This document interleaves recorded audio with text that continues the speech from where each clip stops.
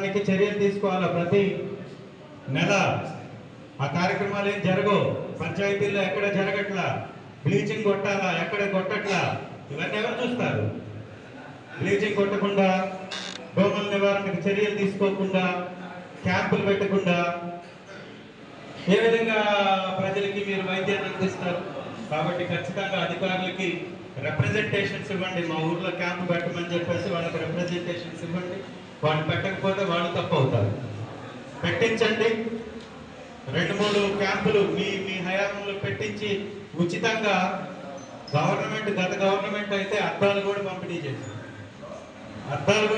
చేసింది. సీరియస్ ఆరోగ్య సమస్యలు ఉన్నటువంటి వాళ్ళకి 5,000 రూపాయల నెలకి డబ్బులు కూడా ఇచ్చింది. ఇప్పుడు ఆ డబ్బులు పోయే, ఆరోగ్యశ్రీ పోయే, క్యాంపులు ఎదిరిపోయే, తల్లి బిడ్డ వాహనాలు పోయే, అంబులెన్స్లు పోయే. ఏం జరుగుతుంది?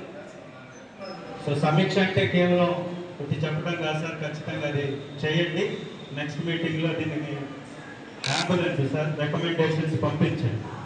ఇక్కడికి ఈ మండలానికి ఒక అంబులెన్స్ ఉండాలి.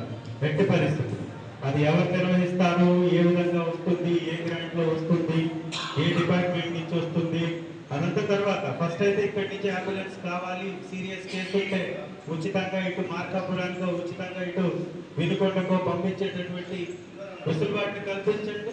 ఇది మెయిన్ రోడ్డు. యాక్సిడెంట్ అయితే ప్రాణాలు పోతుంటాయి. వాళ్ళు మళ్ళీ ఆ రక్తం దారుకుంటూ అంబులెన్స్ కోసం గంటలు కొద్ది నిలబడాలి.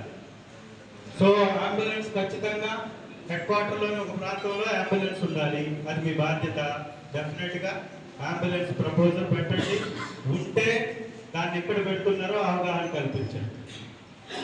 సర్పంచులందరితో మీటింగ్ పెట్టండి. ఎంపీడీ గారితో మీటింగ్లు పెట్టినప్పుడు చెప్పించండి.